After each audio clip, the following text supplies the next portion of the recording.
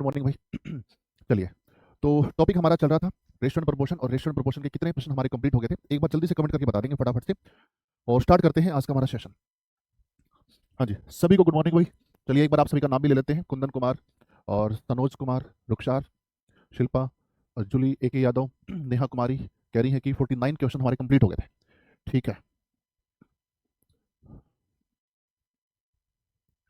49 question हमारे complete हो गए थे। तो क्वेश्चन नंबर 50 पर आ जाओ भाई।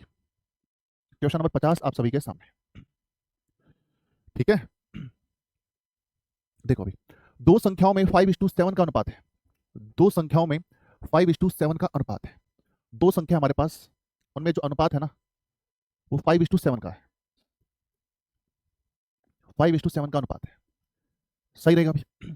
यदि प्रत्येक में 16 की वृद्धि की जाए तो अनुपात 9:11 हो जाता है। यदि प्रत्येक में 16 की वृद्धि की जाए, ठीक है, यहां पर वैल्यू क्या है, रेशो के फॉर्म में है और वो 16 की वृद्धि करने की बात कर रहा है। तो सबसे पहले तो इसको है ना नंबर्स की फॉर्म में लेकर आओ। इसके साथ में हम क्या लगा देंगे, एक्स लगा देंगे। और जब भी वैल्यू रेशो के फॉर्म में आती है तो उसे हम क्या लिखते हैं अभी, उसे हम क्या लिखते हैं, फ्रैक्शन की फॉर्म में लिख सकते हैं। यदि प्रत्येक में 16 की वृद्धि की जाए, 16 की वृद्धि कर दी जाए, इसमें भी 16 की वृद्धि और इसमें भी 16 की वृद्धि की जाए, तो यह अनुपात क्या हो जाता है, 9:11 हो जाता है। 9 क्या हो जाता है, 11। ठीक रहेगा अभी। अब यहाँ पर हम क्या करेंगे, क्रॉस मल्टीप्लाई करेंगे। तो 11 पंजे 55, तो ये आपका हो गया भाई 55x हो गया। 11 6 66, 6 11 कम 11 है ना, 11 6 66, 6 11 कम 11, 11 6 कितना होगा, 76 हो गया। ठीक रहेगा अभी। और इनकी गुणा करेंगे, 9 7 63x प्लस में ये आपका हो जाएगा अभी 9 6 54 5, 9 एकम 9, 9 और 5 कितना हो गया, 14 हो गया। कितना हो गया, 14। सही है। तो 63x माइनस 55x, 55x को वहां लेकर जाएंगे, 63x माइनस 55x, और 144 को यहाँ लेकर आएंगे, 176 माइनस 144। सही है। तो ये अपना कितना हो जाएगा अभी, 8x हो जाएगा। और इसमें से ये माइनस करेंगे, कितना आ जाएगा अभी, 2 3 32 आ जाएगा। कैंसिल करेंगे तो x की वैल्यू कितनी आ जाएगी, 4 आ जाएगी। x की वैल्यू कितनी आ गई, 4। अगर x की वैल्यू 4 है तो 5x की वैल्यू क्या होगी, अगर x की वैल्यू 4 है तो 5x की वैल्यू क्या आएगी, x की वैल्यू 4 है तो 5x की वैल्यू 20 होगी। x की वैल्यू 4 है तो 7x की वैल्यू कितनी हो जाएगी, 28 हो जाएगी। तो 20 28 हमारा राइट आंसर जाना चाहिए, option number A is right answer. ठीक है, तो जिसने भी ए आंसर दिया, 20 28 बिल्कुल सही आंसर। ऐसे प्रश्न हमने कर लिए थे ना, दोनों तरीके से मैंने आपको बताए थे। तो दूसरा तरीका भी एक बार देख लो भाई, दूसरा तरीका कौन सा है। दो तरीकों से मैंने क्वेश्चन करके बताए थे। देखो भाई, अगर हम यूनिट मेथड से करें तो कैसे करेंगे। दो संख्याओं में 5:7 का अनुपात है। दो संख्याओं में 5:7 का अनुपात है, सही है। यदि दोनों में 16 की वृद्धि कर दी जाए तो 9:11 हो जाता है। दोनों में 16 की वृद्धि कर दी जाए तो 9 क्या हो जाता है, 11 हो जाता है। 16 की वृद्धि करने पर देखो यहाँ पर वृद्धि कितनी हो रही है, 4 की वृद्धि हो रही है। यहाँ पर भी 4 की वृद्धि, यहाँ पर भी 4 की वृद्धि, और वो कह रहा है कि 16 की वृद्धि हो रही है। इसका मतलब 4 यूनिट 16 के बराबर है, तो 1 यूनिट की वैल्यू क्या आएगी, 4 आएगी। अगर 1 यूनिट की वैल्यू 4 है तो 5 यूनिट की वैल्यू कितनी आएगी, 20 आ जाएगी। 1 यूनिट की वैल्यू 4 है तो 7 यूनिट की वैल्यू कितनी आ जाएगी, 28 आ जाएगी। तो 20 और 28 हमारा राइट आंसर जाना चाहिए, option number A is right answer. तो जिसने भी ए आंसर दिया है बिल्कुल सही आंसर। आ रहा है भी समझ में। चलिए आगे बढ़ते हैं। नेक्स्ट क्वेश्चन आप सभी के सामने, क्वेश्चन नंबर 51। अब इस क्वेश्चन को पढ़ेंगे भी अच्छे तरीके से, करो भी शाबाश। एक बार क्वेश्चन को पढ़ लेंगे अच्छे से।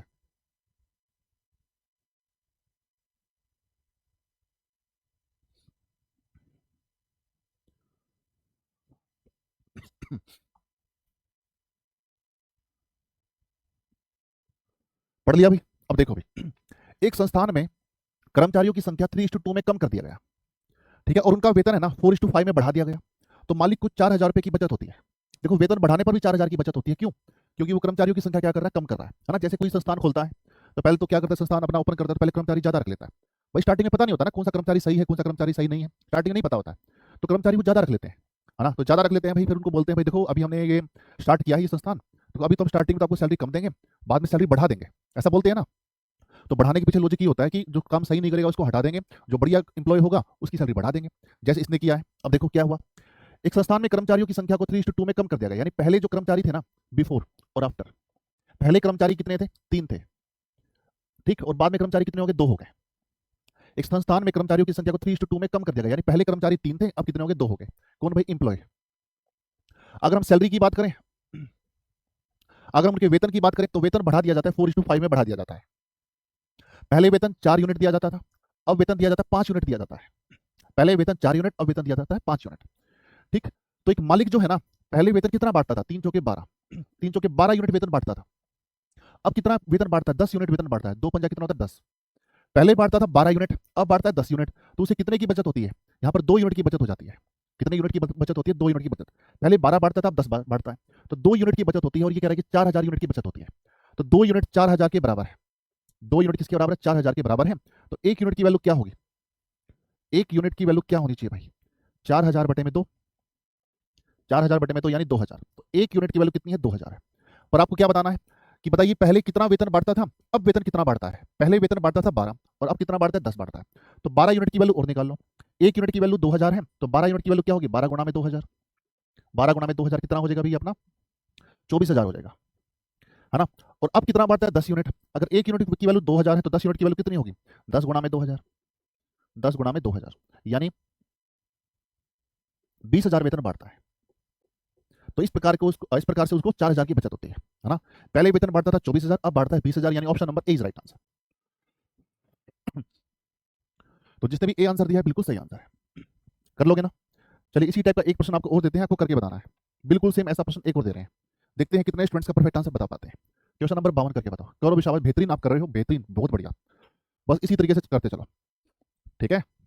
आज हमारी 2 बजे यूट्यूब पर भी क्लास है, तो उस क्लास को भी ज्वाइन करना भी, ठीक है। वो भी क्लास आप ही के लिए है।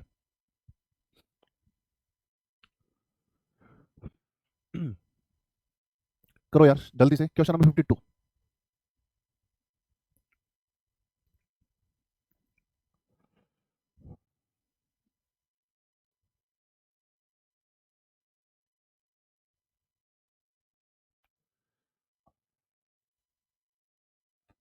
हो गया, वेरी गुड, बहुत बढ़िया भाई, बहुत बढ़िया, शाबाश। तो सबसे पहले आंसर दिया भी हरीश कुमार ने दिया है, फिर नीलेश कुमार, फिर रितेश, फिर जूली कुमारी, फिर देवंती कुमारी, नीतू, ब्रिजेश यादव, रिमझिम। भाई इन सभी का बिल्कुल सही आंसर है, और भी अंजू वर्मा, ज्योत्सना, इनका सही आंसर। देखो भाई क्वेश्चन नंबर 52। एक संस्थान में कर्मचारियों की संख्या को 5:2 में कम कर दिया गया। भाई संस्थान में कर्मचारी जो है 5:2 में कम कर दिया गया, यानी पहले कर्मचारी कितने थे? 5 थे, अब कितने हो गए? 2 हो गए। यहां पर कर देते हैं एम्प्लॉय, सही है। और उनके वेतन में 2:3 बढ़ा दिया जाता है, यानी सैलरी बढ़ा दी जाती है। यानी सैलरी पहले दी जाती थी 2 यूनिट सैलरी दी जाती थी, अब कितनी दी जाती है? 3 यूनिट सैलरी दी जाती है, ठीक। तो मालिक को 60,000 रुपए की बचत होती है। देखो भाई पहले वेतन कितना बढ़ता था? 5 दूनी 10, 10 वेतन बढ़ता था, अब वेतन कितना बढ़ता है? 6 यूनिट बढ़ता है। पहले 10 बढ़ता था, अब 6 बढ़ता है मालिक, तो इससे उसको 4 यूनिट की बचत हो जाती है। कितने की बचत होती है? 4 यूनिट की बचत होती है। और वो कह रहा है कि 60,000 की बचत होती है, तो 4 यूनिट 60,000 के बराबर है। 4 यूनिट 60,000 के बराबर है, तो 1 यूनिट की वैल्यू क्या आएगी? 60,000 बटे में 4, 60,000 बटे में 4 यानी 15,000 आएगी। तो 1 यूनिट की वैल्यू कितनी आ गई मेरे भाई? 15,000 आ गई, ठीक है। तो 1 यूनिट की वैल्यू 15,000 है, तो पहले वेतन कितना बढ़ता था? 10, तो 10 को 15,000 से गुणा कर देंगे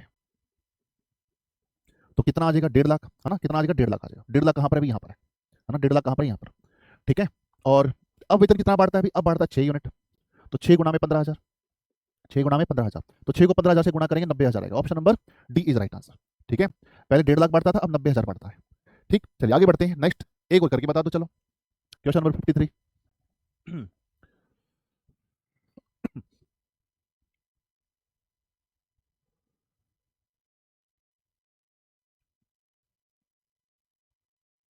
बहुत बढ़िया, बहुत बढ़िया, ग्रेट भाई।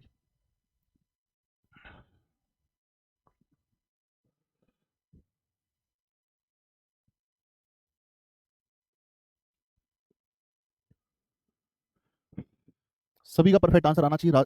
Rajesh Kumar very good, Harish, Saloni, Prashant, Ritesh, Abhimanyu, Aarti, Ashish, Nancy, R K Mandal. भाई सभी का बिल्कुल सही आंसर, जिसने बताया है बिल्कुल सभी ने सही बताया है। देखो एक संस्थान में कर्मचारियों की संख्या को 5:3 में कम कर दिया गया, पहले और बाद में। पहले कर्मचारी कितने थे? भी 5 थे, अब कर्मचारी कितने हो गए? 3 हो गए। ये है भाई इंप्लॉय। अगर हम सैलरी की बात करें, अगर हम सैलरी की बात करें तो सैलरी में 3:4 कर दिया जाता है, वेतन बढ़ा दिया जाता है, 3 से 4 कर दिया जाता है। तो मालिक को 12,000 रुपए की बचत होती है। पहले वेतन कितना बढ़ता था? 15 बढ़ता था, अब वेतन कितना बढ़ता है? 12 बढ़ता है। तो बचत कितने की हो रही है? 3 की हो रही है, 3 की बचत हो रही है, और वो कह रहा है कि 12,000 की बचत होती है। तो 3 यूनिट 12,000 के बराबर है, तो 1 यूनिट की वैल्यू कितनी आएगी? 4,000 आएगी। 1 यूनिट की वैल्यू 4,000। तो बताइए पहले कितने वेतन बढ़ता था? पहले वेतन बढ़ता था 15 यूनिट, तो 15 गुणा में 4,000, तो कितना हो गया? 60,000 हो गया ना, 60,000। अब कितना वेतन बढ़ता है? 12 यूनिट, तो 12 गुणा में 4,000, तो 48,000 हो गया। कितना हो गया अभी? 48,000। तो 60,000 और 48,000 यानी ऑप्शन नंबर सी हमारा राइट आंसर होगा। आगे बात करते हैं नेक्स्ट, यहां देखो अभी क्वेश्चन नंबर 54।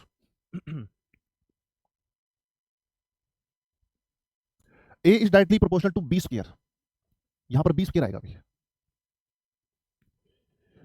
ठीक है। A is directly proportional to B square, A is directly proportional to B square.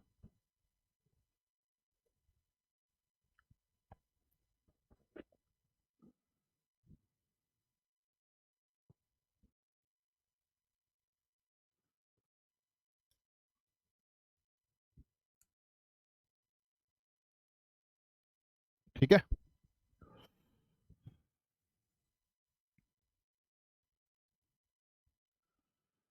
देखो जी, ए बी स्क्वायर से अनुक्रमानुपात में है, डायरेक्टली प्रोपोर्शनल। डायरेक्टली प्रोपोर्शनल का सिंबल हमारा क्या होता है अभी, A directly proportional to B square, A directly proportional to B square. जब भी हम इस सिंबल को हटाते हैं ना तो एक कांस्टेंट वैल्यू और लेते हैं बराबर में। जब भी हम इस सिंबल को हटाते हैं तो एक कांस्टेंट वैल्यू लेते हैं, उस कांस्टेंट वैल्यू का हम नाम रख देते हैं एन। ए बराबर है किसके भी, एन बी स्क्वायर के बराबर है। यदि बी की वैल्यू हमारे पास 2 है और ए की वैल्यू 8 है, अगर हमारे पास बी की वैल्यू 2 है और ए की वैल्यू कितनी है भी 8 है, ए की वैल्यू 8 है और बी की वैल्यू हमारे पास क्या भी 2 है, तो 2 का स्क्वायर, ठीक। तो 2 का स्क्वायर कितना होता है 4, तो एन गुणा में कितना हो गया 4 हो गया, तो 4 दूनी कितना हो गया 8 हो गया, तो एन की वैल्यू हमारे पास कितनी आ गई 2 आ गई। एन की वैल्यू हमारे पास क्या आ गई 2, ठीक है। यहाँ पर जो हमने एन कांस्टेंट वैल्यू पुट की है वो कितनी है 2 है, ठीक। तो आपको फाइंड आउट करना है क्या, ए की वैल्यू फाइंड आउट करनी है, ए की वैल्यू आपको करनी है फाइंड आउट। यदि बी की वैल्यू 5 हो, ए की वैल्यू फाइंड आउट करनी है, यदि बी की वैल्यू क्या है 5। हमारी इक्वेशन कौन सी है अभी, A is equal to N B square, A is equal to N B square, ठीक है। तो हमें ए की वैल्यू फाइंड आउट करनी है। एन की वैल्यू अभी हमने निकाली थी कितनी है 2 है, और बी की वैल्यू उसने देख रखी है 5। 5 का स्क्वायर कितना होता है 25, 25 में कितना होगा 50 हो गया, तो ए की वैल्यू कितनी आ गई 50। यही हमारा राइट आंसर है, option number C is right answer,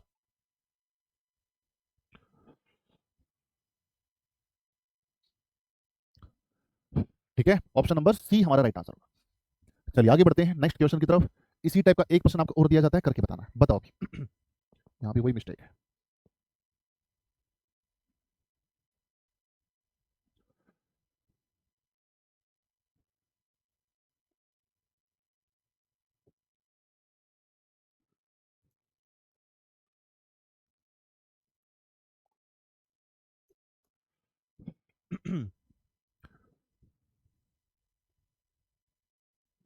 very good, बहुत बढ़िया। देखो, ए बी स्क्वायर से अनुक्रमानुपात है, डायरेक्टली प्रोपोर्शनल है। ए डायरेक्टली प्रोपोर्शनल है किसके भी, बी स्क्वायर के डायरेक्टली प्रोपोर्शनल है। तो ए की वैल्यू क्या हो जाएगी, एन बी स्क्वायर हो जाएगी। यदि बी की वैल्यू 3 है हमारे पास, ए की वैल्यू 36 है, ए की वैल्यू 36 और बी की वैल्यू हमारे पास कितनी है 3, 3 का स्क्वायर। तो 36 बराबर है किसके भाई, 3 का स्क्वायर कितना होता है 9, 9 चौका 36, तो एन की वैल्यू कितनी आ गई 4 आ गई। एन की वैल्यू 4, आपको बतानी है ए की वैल्यू क्या होगी भाई। ए बराबर है किसके भी, एन बी स्क्वायर के बराबर है, ठीक है। तो ए की वैल्यू आपको बतानी है, एन की वैल्यू हमारे पास 4 है, तो 4 गुणा में बी की वैल्यू कितनी है 2, 2 का स्क्वायर कितना होता है 4 होता है, तो 4 को 4 से गुणा करेंगे 16, तो ए की वैल्यू कितनी आ जाएगी 16, यानी ऑप्शन नंबर ए हमारा राइट आंसर जाना चाहिए, ठीक। देखो कितना आसान प्रश्न, जब एग्जाम में क्वेश्चन आता है कंफ्यूज हो जाते हैं, पता नहीं क्या चीज आ गई। जब की हो तो कोई दिक्कत नहीं है ना। कुछ स्टूडेंट क्या करते हैं, ऐसे क्वेश्चन को छोड़ देते हैं, सर कुछ भी नहीं है ये तो बाद में देखेंगे। चलिए आगे बढ़ते हैं नेक्स्ट।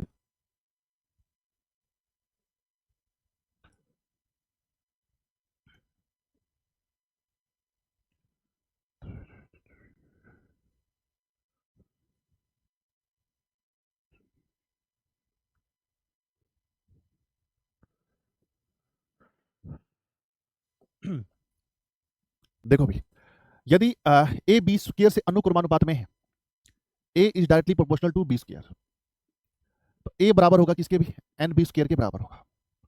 यदि बी की वैल्यू 4 है और ए की वैल्यू 32 है, बी की वैल्यू कितनी है अभी 4 है, तो 4 का स्क्वायर, ठीक है। तो ये आपका हो जाएगा अभी एन गुणा में 16, और ये कितना भी 32 है, तो 16 दूनी कितना होगा 32 हो गया, तो एन की वैल्यू आ गई 2 आ गई। यदि एन की वैल्यू 2 है और बी की वैल्यू 6 है, तो ए की वैल्यू क्या होगी, A is equal to N B square हो जाएगा, ठीक है। तो ए की वैल्यू आपको बतानी है, एन की वैल्यू हमारे पास कितनी है, एन की वैल्यू हमारे पास 2 है और बी की वैल्यू 6 है, तो 6 का स्क्वायर 36, 36 दूनी 72, तो ए की वैल्यू कितनी आ जाएगी 72 आ जाएगी, यानी option number D is right answer. हाँ जी, A is inversely proportional to B square, A is inversely proportional to B square. Inversely proportional क्या होता है अभी एक बार ये और देख लेंगे, सेम कहानी है।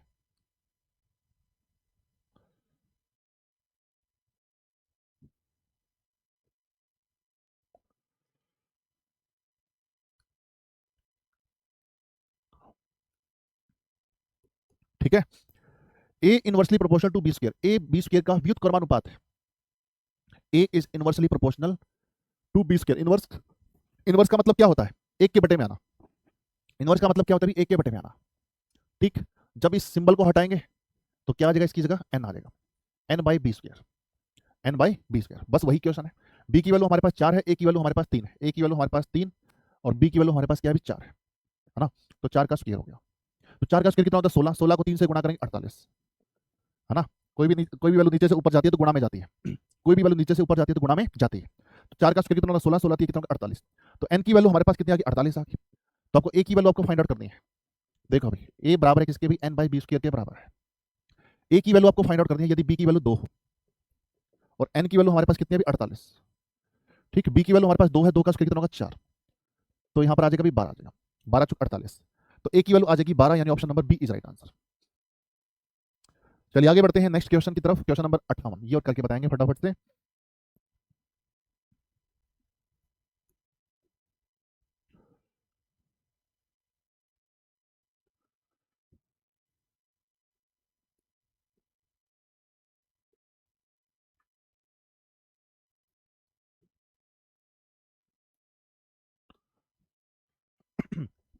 हो गया? हाँ जी, question number 58। A inversely proportional to B square. Inverse का मतलब एक के बटे में आना। तो ये आपका हो जाएगा ए बराबर एन बाई बी स्क्वायर हो जाएगा, एन बाई बी स्क्वायर। तो बी की वैल्यू हमारे पास 4 है, ए की वैल्यू हमारे पास 6 है, बी की वैल्यू हमारे पास क्या भी 4। तो 4 का स्क्वायर कितना हो जाएगा? 16, है ना? बी की वैल्यू हमारे पास क्या भी 4, तो 4 का स्क्वायर कितना हो जाएगा? 16 हो जाएगा। तो भाई यहाँ पर मैंने कर दिया 16, 16 6 96। तो एन की वैल्यू कितनी आ जाएगी? 96 आ जाएगी। एन की वैल्यू कितनी आ जाएगी? 96, सॉरी 96। ठीक, तो ए बराबर है किसके? भी एन बाई बी स्क्वायर के बराबर है। तो ए की वैल्यू हमारे पास हमें फाइंड आउट करनी है, एन की वैल्यू हमारे पास क्या भी 96 है और बी की वैल्यू हमारे पास क्या भी 4। तो 4 का स्क्वायर करेंगे 16, तो 16 6 96। तो ए की वैल्यू कितनी आ जाएगी? 6, यानी option number A is right answer. ठीक है, चलिए आगे बढ़ते हैं। इस टाइप के क्वेश्चन हमने कितने कर लिए? 2 कर लिए। ये आप खुद से कर लेना भाई, है ना? ये क्वेश्चन मैंने आपके लिए छोड़ दिया है, ये आप खुद से कर लेना, आप कर ही लोगे बड़े आराम से। नेक्स्ट आगे बढ़ते हैं, क्वेश्चन नंबर 60। अब इस क्वेश्चन को पढ़ो भाई, ये इंपॉर्टेंट क्वेश्चन है भाई, पूछा जाता है भाई ये क्वेश्चन। क्वेश्चन को पढ़ो भाई अच्छे से।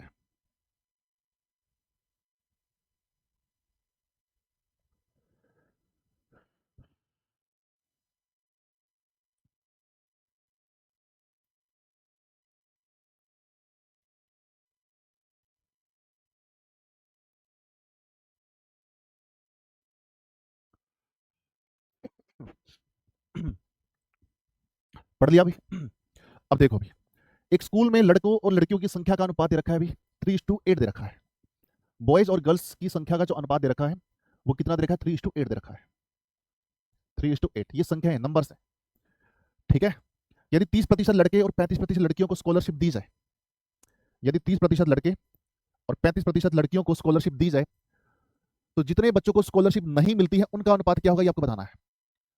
ठीक है, जिनको स्कॉलरशिप नहीं मिलती है उनका अनुपात बताना है। 30% लड़कों को मिलती है, 35% लड़कियों को मिलती है, तो कितने प्रतिशत बच्चों को स्कॉलरशिप नहीं मिलती है वो आपको बताना है। संख्या का अनुपात कितना है? 3:8। संख्या हमारे पास इतनी है, सही है भाई? अब एक बात बताओ भाई, हमें अनुपात निकालना है जिसको स्कॉलरशिप नहीं मिलती। अब 30% लड़कों को स्कॉलरशिप मिलती है, 30% लड़कों को स्कॉलरशिप मिलती है, तो कितनों को नहीं मिलती है? 70% को नहीं मिलती है। सिंपल सी बात है भाई। अगर 30 को मिलती है भाई, टोटल हम मान के चलते हैं 100% मान के चलते हैं। जो भी वैल्यू हम अपने आप से मान के चलते हैं ना, वो 100% मान के चलते हैं। मान लो भाई लड़के हमारे पास 100% है, 30% को स्कॉलरशिप मिलती है तो 70 को नहीं मिलती होगी। सेम ऐसी लड़कियों को मान लेते लड़कियां कितनी? 100% है। 35% लड़कियों को स्कॉलरशिप मिलती है तो 65 को नहीं मिलती होगी, है ना? 65% को नहीं मिलती होगी। इनकी वैल्यू निकाल लो। तो 3 का 70% कितना होता है? 3 का 70%, 3 का 70%, तो ये आपका हो जाएगा 1 0 से 1 0 कट गया, 7 21, 21/10। 21/10 का मतलब होता है 2.1 होता है, 2.1, है ना? 21/10 का मतलब 2.1 होता है। 65% को नहीं मिलती। 8 का 65% निकाल लो। 8 का 65% कितना होगा? 13 पंजे 65, 13 पे होना जाएगा, 5 पे जाएगा। ठीक है, कितना आ गया? 20 आ गया।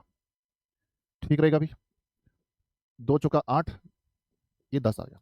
13 चौके 52, तो 52/10 कितना होता है? 5.2 होता है। कितना होता है? 5.2 होता है। सही है ना? अब देखो यार, यहाँ पर भी डेसिमल के बाद एक डिजिट है, यहाँ पर भी डेसिमल के बाद एक डिजिट है। जब डेसिमल के बाद में सेम डिजिट हो ना, तो डेसिमल हट जाता है, तो डेसिमल को हटा दो, तो कितना बचेगा? 21/52 बचेगा। यही हमारा राइट आंसर है। Option number C is right answer. Option number C हमारा राइट आंसर जाएगा। ठीक है, देखो भाई वैसे है ना, अगर किसी स्टूडेंट की अच्छी प्रैक्टिस हो जाती है ना, तो उसको पहले ही पता चल जाता है कि क्वेश्चन डेसिमल में जा रहा है। ये क्वेश्चन क्या जा रहा है, डेसिमल में जा रहा है। आप चाहो तो इस क्वेश्चन को इस तरीके से भी कर सकते थे। देखो, इस क्वेश्चन को आप इस तरीके से भी कर सकते थे अगर डेसिमल से बचना चाहते हो। ठीक, यहां पर जीरो लगा दो, यहां पर भी जीरो लगा दो, कितना कोई फर्क पड़ेगा भाई? ये 30:80 हो जाएगा। बताओ कोई फर्क पड़ेगा? कोई फर्क नहीं पड़ेगा। ठीक, अब देखो भाई, 30% लड़कों को स्कॉलरशिप दी जाती है तो 70 को नहीं दी जाती। ठीक, आगे देखो 35% लड़कियों को स्कॉलरशिप दी जाती है तो इसमें 65 को नहीं दी जाती। तो 30 का 70% कितना होता है? 21 होता है भाई, है ना। 30 का 70%, देखो भाई 30 का 70%, है ना। 2 जीरो से 2 जीरो के साथ 21 आ गया। ठीक, 80 का 65% कितना होता है? 52 होता है। 80 का 65%, तो 20 चौका 80, 20 पंजा 100, 13 पंजे 65, 13 चौके 52, तो कितना आ गया? 52 आ गया। तो 21:52 हमारा राइट आंसर जाना चाहिए। सर 300 और 800 भी हाँ कर सकते हो, कोई दिक्कत नहीं है। ठीक है, 300 और 800 भी कर सकते हो। ठीक है, उससे कोई फर्क नहीं पड़ता है। ठीक है, चलिए आगे बढ़ते हैं नेक्स्ट क्वेश्चन की तरफ। क्वेश्चन नंबर है आपके सामने 61, ये करके बताओ। एक स्कूल में लड़कों और लड़कियों की संख्या का अनुपात 5:10 है। यदि 40% लड़के और 50% लड़कियों को स्कॉलरशिप दी जाए तो जितने बच्चों को स्कॉलरशिप नहीं मिलती है उनका अनुपात क्या होगा, ये आपको बताना है।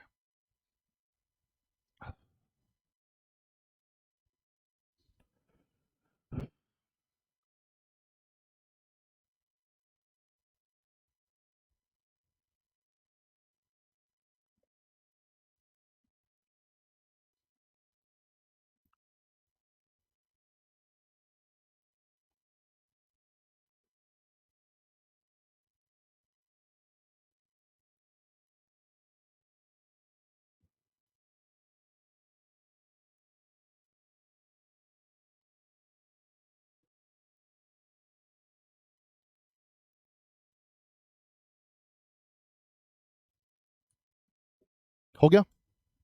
हो गया ना सभी का? देखो भाई, एक स्कूल में लड़कों और लड़कियों की संख्या का अनुपात कितना है? 5:10 है। बॉयज और गर्ल्स की संख्या का अनुपात कितना भी? 5:10 है। सही है। यदि 40% लड़कों को स्कॉलरशिप दी जाए तो इसका मतलब 60% को नहीं मिलती, तो 5 का 60% निकाल लेंगे। ठीक है, तो 50% लड़कियों को स्कॉलरशिप नहीं मिलती तो इसका 50% निकाल लो। और 5 का 60% कितना होता है? देखो अभी 3 होता है अभी। 5 का 60% 3, है ना।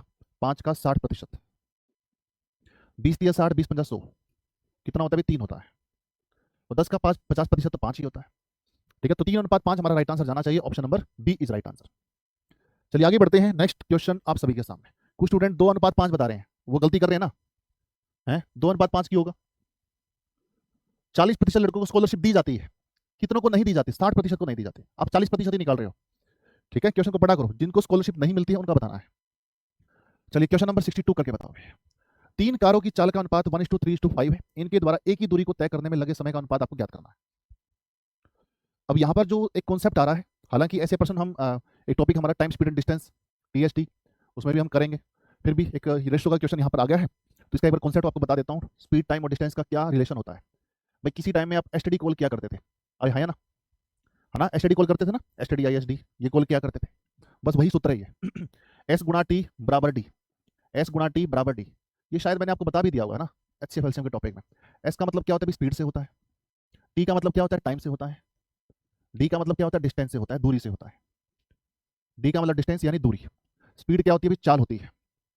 समय तो आपको पता ही है भाई, टाइम क्या होता है? समय होता है। और डिस्टेंस मतलब दूरी से होता है। तो ये फॉर्मूला आपको ध्यान में रखना है, एसटीडी, एस गुणा T is equal to D.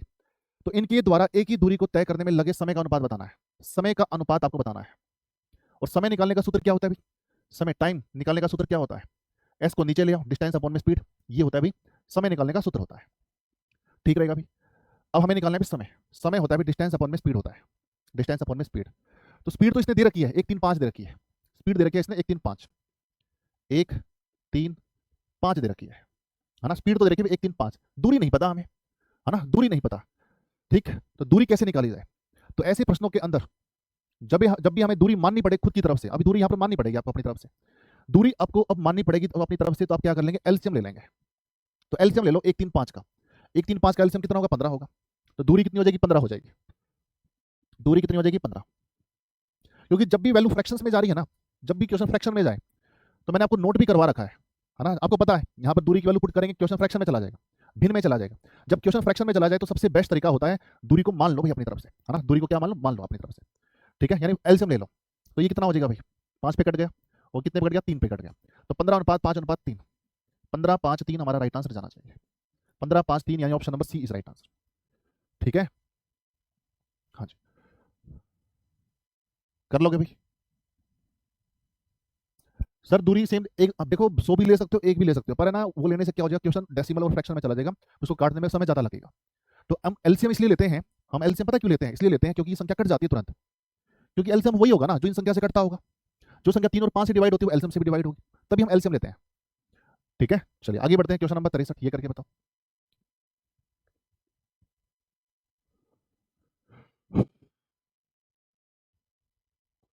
अच्छा ये क्वेश्चन कर चुके हैं शायद, है ना। 3 कारों की चाल का अनुपात 3 3 6 8 है, 3 कारों की चाल का अनुपात। तो हमें क्या बताना है, समय का अनुपात बताना है। समय क्या होता है भाई, समय होता है भाई डिस्टेंस अपॉन में स्पीड होती है। ठीक, तो दूरी चाल तो इसने दे रखी है भाई, पहली कार की चाल दे रखी है 3, दूसरी कार की चाल दे रखी है 6, और तीसरी कार की चाल दे रखी है 8 दे रखी है। 3 6 8 का एलसीएम कितना होगा, 24 होगा। 3 6 8 का एलसीएम कितना होगा भाई, 24, 8 8 8 24 24 होगा भाई। तो यहाँ पर ले लो 24, यहाँ पर भी 24, कैंसिल करेंगे कितने पे गया, 8 पे गया, कैंसिल करेंगे कितने पे गया, 4 पे गया, कैंसिल करेंगे कितने पे गया, 3 पे गया। तो 8 4 3 हमारा राइट आंसर जाना चाहिए, option number D is right answer. D होगा इस क्वेश्चन का राइट आंसर। आगे बढ़ जाए, नेक्स्ट क्वेश्चन, बस ये और करके बता दो फटाफट से।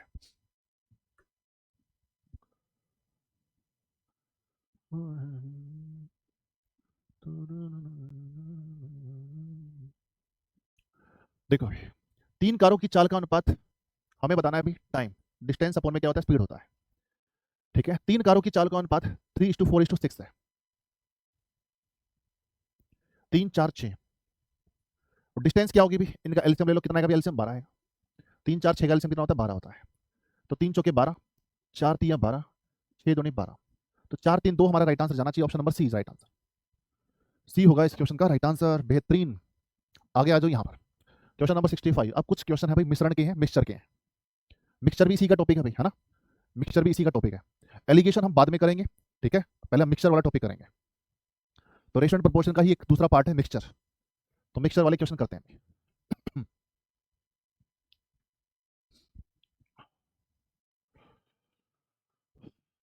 60 किलोग्राम कॉपर व जिंक का मिश्रण है, 60 किलोग्राम कॉपर व जिंक का मिश्रण है, कॉपर और जिंक, जिसमें कॉपर और जिंक 7:3 में है। कॉपर 7 यूनिट है और जिंक कितना भी 3 यूनिट है। अगर दोनों को मिला दिया जाए, दोनों को मिला दिया जाए तो कितना यूनिट हो जाएगा, 10 यूनिट हो जाएगा। कितना यूनिट हो जाएगा मिश्रण, 10 यूनिट हो जाएगा। और ये कह रहा है कि भाई 60 किलोग्राम का मिश्रण है, हमारा यहाँ पर कितना है 10 यूनिट, और ये कह रहा है कि 60 किलोग्राम। तो 10 यूनिट अगर 60 के बराबर है तो 1 यूनिट की वैल्यू कितनी आएगी, 6 आएगी। 1 यूनिट की वैल्यू कितनी आएगी, 6। अगर 1 यूनिट की वैल्यू 6 है तो 7 यूनिट की वैल्यू कितनी आएगी, तो गुणा 6 कर दो तो कितना आ जाएगा, 42 आ जाएगा। 1 यूनिट की वैल्यू 6 है तो 3 यूनिट की वैल्यू कितनी होगी, 3 यूनिट की वैल्यू हो जाएगी, गुणा 6 कर दो आ जाएगा 18 आ जाएगा। 6 3 18, अरे हाँ या ना, कर लोगे भी, ये कितना आ गया 42 और ये कितना आ गया 18 आ गया, है कि नहीं। यदि 4 किलोग्राम जिंक निकाल दें, 4 किलोग्राम अगर जिंक निकाल दें, ठीक है, पहले जिंक की मात्रा कितनी है अभी 18 है, 4 किलोग्राम जिंक इसमें से निकाल दें, माइनस कर दें, तो जिंक कितना रह जाएगा, 14 रह जाएगा। कॉपर तो सेम ही रहेगा, कॉपर में नो चेंज। अब इनका अनुपात क्या होगा ये आपको बताना है। तो 14 एकम 14, 14 3 42, तो 3:1 होगा। तो 3:1 हमारा राइट आंसर जाना चाहिए, option number B is right answer. हाँ जी निकिता, आपका शो हो रहा है मैसेज, है ना, कमेंट शो हो रहा है, ठीक है। तो 3:1 हमारा राइट आंसर होगा।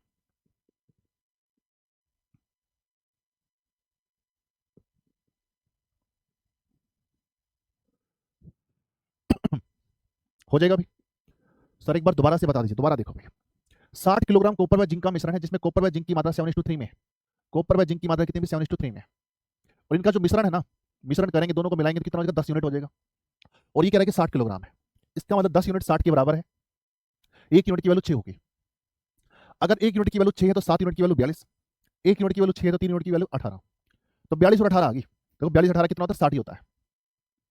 अगर इसमें से 4 किलोग्राम जिंक निकाल दें, जिंक की मात्रा कितनी भी 18 है, अगर 4 किलोग्राम जिंक निकाल दें तो जिंक कितना बचेगा, 14 बचेगा, है ना। 4 किलोग्राम जिंक निकाल दें, जिंक निकाला जा रहा है भाई, ठीक, और कॉपर उतना ही है भाई, 42 का 42 एज इट इज। तो अब इनका अनुपात कितना हो जाएगा, 1:3 हो जाएगा, 14 कम 14, 14 3 42। इसी टाइप का एक प्रश्न आपको और देते हैं, करके बताओ भाई, इसी टाइप का एक प्रश्न और करो भी, शाबाश।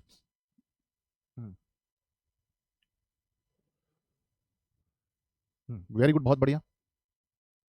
सर नंबर सिस्टम की क्लास नहीं होगी क्या, नंबर सिस्टम अगर पुराने स्टूडेंट हैं, पुराने स्टूडेंट अगर नए बैच में मर्ज हो गए हैं तो आप देखना, मैंने आपको ना ये करवा रखा, डिविजिबल, यूनिट डिजिट, है ना, ये सारी चीज़ें करवा रखी हैं, रिमाइंडर थ्योरम, काफ़ी टॉपिक है, वो सारा नंबर सिस्टम का ही पार्ट है, ठीक है, वो नंबर सिस्टम अलग से लिख नहीं रखा, तो बात वो दूसरी है, बाकी सारे नंबर सिस्टम के टॉपिक है, ठीक है ना। चलिए देखो 60 किलोग्राम कॉपर व जिंक का मिश्रण है जिसमें कॉपर व जिंक की मात्रा 3:2 में है। कॉपर और जिंक की मात्रा हमारे पास कितने भी 3:2 में है। सही है भाई, 60 किलोग्राम कॉपर व जिंक का मिश्रण है। कॉपर व जिंक का मिश्रण कितना है 60, और यहाँ पर इन दोनों का मिश्रण करेंगे तो कितना आ जाएगा 5 यूनिट। तो 5 यूनिट अगर 60 के बराबर है तो 1 यूनिट की वैल्यू कितनी आएगी 60/5, यानी 1 यूनिट की वैल्यू आ जाएगी 12 आ जाएगी।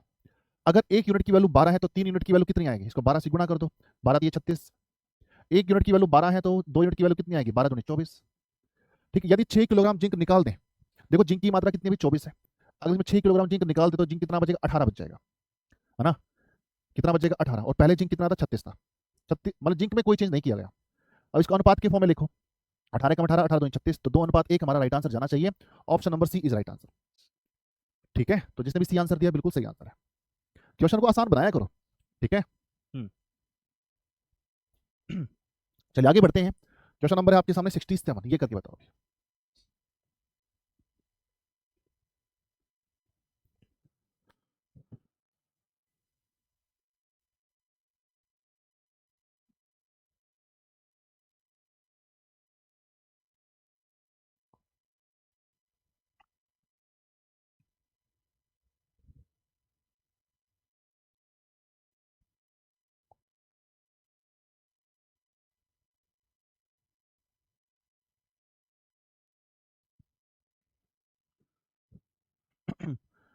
सर 5 कहां से आया, कौन सा 5 कह रहे हो आप।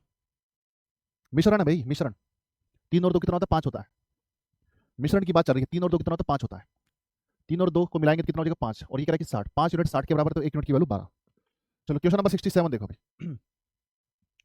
वेरी गुड, बहुत बढ़िया। चलिए अपने अपने आंसर मैच करेंगे। यहां पर देखो भाई 17.5 किलोग्राम कॉपर व जिंक का मिश्रण है। कॉपर व जिंक का मिश्रण है भाई 17.5 किलोग्राम। ठीक, कॉपर और जिंक का मिश्रण है कितना 5:2 है, 5:2। अगर इन दोनों को मिलाएंगे तो कितना यूनिट हो जाएगा 7 यूनिट हो जाएगा, और ये कह रहा है कि 17.5 है, 17.5। तो 1 यूनिट की वैल्यू कितनी हो जाएगी 17.5 बटे में 7, कैंसिल करेंगे भाई, 7 दूनी 14, 3 5 7 5 35। डेसिमल के बाद एक डिजिट तो 2.5 गुना हो जाएगा, तो 1 यूनिट की वैल्यू कितनी आ गई 2.5 आ गई। तो 5 यूनिट की वैल्यू कितनी आ जाएगी गुना 2.5, 25 पंजा कितना होता है 125, है ना। 25 पंजा कितना होता है 125, यानी 12.5 आ जाएगी। तो इसको भी 2.5 से गुणा कर दो, 2.5 दूना कितना होता है 5 होता है। ठीक, आगे देखो भाई, यदि 1.25 किलोग्राम जिंक डाल दें, अब निकालना नहीं है डालना है ना। 1.25 किलोग्राम जिंक डाल दें, अगर मैं इसमें 1.25 किलोग्राम जिंक डालूंगा कितना हो जाएगा 6.25 हो जाएगा। इसमें कोई चेंज नहीं किया गया, ये तो सेम ही रहेगा ना। 12.5 हमारा क्या है ये। ठीक है, तो कॉपर और जिंक का नया मिश्रण क्या होगा ये आपको बताना है मेरे भाई। देखो यार, यहाँ पर डेसिमल के बाद में 1 डिजिट है, यहाँ पर डेसिमल के बाद में 2 डिजिट है। यहाँ पर मैं 2 डिजिट कर दूँ तो कोई दिक्कत है। यहाँ पर मैं 2 डिजिट कर दूँ तो कोई दिक्कत, जीरो लगा दूँ तो कोई दिक्कत है। कुछ स्टूडेंट्स को दिक्कत हो सकती है, तो बता देते हैं अभी। बताओ यार, ये है भाई 5/10 और ये भी 5/100 है, सॉरी 50/100 है। तो बताओ कोई डिफरेंस है क्या इसमें। मैं आपसे ये पूछना चाह रहा हूँ कि 0.2 और 0.50 में कोई अंतर है क्या। 0.5 और 0.50 में कोई अंतर है, अभी चेक कर लेते हैं। डेसिमल के बाद में 1 डिजिट है तो नीचे 1 जीरो आएगी, यहाँ पर डेसिमल के बाद में 2 डिजिट है तो नीचे 2 जीरो आएगी। ठीक, तो क्या इन दोनों में कोई अंतर है, आप कहीं से कोई अंतर नहीं है, 1 जीरो से 1 जीरो कट गया, देखो बराबर ही है। ये भी 5/10 है, ये भी 5/10, यानी 0.5 और 0.50 में कोई अंतर नहीं है। ठीक है, तो यहाँ पर हमारे पास क्या था 0.5 था, तो 0.5 और 0.5 और 0.50 में कोई अंतर नहीं है ना, कोई अंतर नहीं है। अब यहाँ पर डेसिमल के बाद में 2 डिजिट, यहाँ पर भी डेसिमल के बाद में 2 डिजिट, तो डेसिमल डेसिमल हमारा कट जाएगा। 625 एकम 625, 625 दूनी 1250, तो 2:1 हमारा राइट आंसर जाना चाहिए। Option number B is right answer. सारा खेल कैलकुलेशन का है और कुछ नहीं है, सब चीजें वही थी, है ना।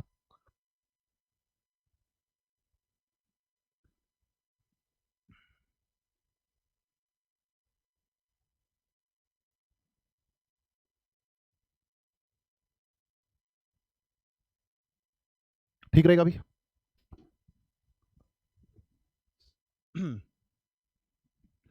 ठीक है, तो आज ऐसा करते हैं, हम ज्यादा नहीं करेंगे, आज इतना ही करेंगे, और नेक्स्ट क्लास में हमारा ये टॉपिक कंप्लीट हो जाएगा। कि इतने ही क्वेश्चन अब बचे हैं कि वो हमारे नेक्स्ट क्लास में कंप्लीट हो जाए। ठीक है, आज हम इतना ही करते हैं। उम्मीद है यहाँ तक आपको समझ में आ गया होगा। ठीक, तो आज भाई हमारी क्लास भी है यूट्यूब पर 2 बजे। अरे क्या लग गया, आज हमारी भी यूट्यूब पर क्लास भी है भाई, यूट्यूब पर क्लास अभी आज हमारी 2 बजे। ठीक है, 2 बजे आज हमारी क्लास है, तो उस क्लास को भी आप जरूर लगाना भाई, ठीक है। चलिए, आ रहा है भी समझ में मैथ, और मुश्किल तो नहीं लग रहा ना। देखो व्यवहारिक मैथ है, अगर इसको ज़्यादा माइंड पर लोगे ना तो समझ में नहीं आएगा। अगर इसको सब चीज़ हल्के में लोगे ना, भाई ऐसे ऐसे होता है, ऐसे ऐसे होता है बस, और कोई चीज़ समझ में ना आए उसको दोबारा से देख लिया करो। मैं भी आपके माइंड में प्रेशर डालना नहीं चाहता हूँ। माइंड में प्रेशर डालने का मतलब ये है कि समझ में नहीं आएगा, ठीक है। इसको इजीली लो, टेक इट इजी, और आसान ही होता है भैया। और ऐसे ही प्रश्न आते हैं आपके एग्जाम में, मैं आपको बता रहा हूँ, बस क्लास नोट्स करके चले जाना, फिर भी बहुत बढ़िया करके आ जाओगे। क्लास नोट्स और मेरी जो यूट्यूब पर क्लास होती है, यूट्यूब पर जो मेरी क्लास होती है ना, वो सारा का सारा मैं क्या करता हूँ, पीवाई की करवाता हूँ, प्रीवियस पेपर के क्वेश्चन। यहाँ पर हम कंटेंट कर रहे हैं, वहाँ पर हम प्रीवियस पेपर के क्वेश्चन कर रहे हैं। आएगा तो कहाँ से आएगा, कहीं से नहीं आएगा। सारा का सारा पेपर यहीं से आएगा और कहीं से नहीं आना। हर बार आता है। हर बार क्यों आता है? क्योंकि हम तैयारी में कोई कमी नहीं छोड़ रहे हैं, तभी आ रहा है वहाँ से। ठीक, तो आप इतना ही करो, ठीक है। चलिए, आज हम इतना ही करते हैं, मिलते हैं आपसे फिर नेक्स्ट क्लास में। Okay, thank you class, thank you so much. Okay, thank you very much.